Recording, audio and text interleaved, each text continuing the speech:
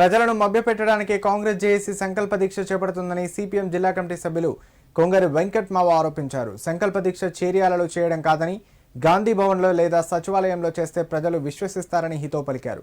సిద్దిపేట జిల్లా చేర్యాల మండల కేంద్రంలో సిపిఎం పార్టీ కార్యాలయంలో ఏర్పాటు చేసిన మీడియా సమావేశంలో ఆయన పాల్గొని మాట్లాడారు. చేర్యాలను రెవెన్యూ డివిజన్ కేంద్రంగా ఏర్పాటు చేస్తూ ప్రకటించాలని, చేర్యాల ప్రాంత ప్రజలు, ప్రతిపక్ష పార్టీలు అనేక సంవత్సరాల నుండి పోరాటాలు చేస్తున్నాయని గుర్తు చేశారు. ఈ విషయమై రాష్ట్రంలో కొత్తగా ఏర్పడిన కాంగ్రెస్ ప్రభుత్వం స్పందించకుండా కాలయాపన చేయడం సరికాదన్నారు. చేర్యాలలో ఈ సంకల్ప దీక్ష చేయడం ప్రజలను మరోసారి మోసం చేయడమేనన్నారు. కాంగ్రెస్ జేఏసీ చేపట్టే ఈ కపట దీక్షను చేర్యాల ప్రాంత ప్రజలు, ప్రజా సంఘాలు, ప్రతిపక్ష పార్టీలు, మేధావులు వ్యతిరేకించాలని పిలుపునిచ్చారు. చేర్యాల ప్రాంతాన్ని రెవెన్యూ డివిజన్గా ప్రకటించాలని అనేక సంవత్సరాలుగా ఈ ప్రాంత ప్రజలు, పార్టీలు పోరాడుతున్న పరిస్థితి ఉన్నది.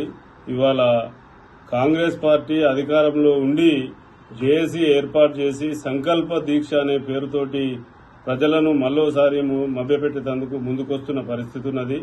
ఈ సంకల్ప దీక్ష చేర్యాల్లో చేయడం కాదు, కాంగ్రెస్ పార్టీ హైదరాబాదు భవనంలో చేయాలి లేదా సచివాలయంలో చేయాలి. చేస్తే ఫలితం ఉండే పరిస్థితి ఉంటుంది.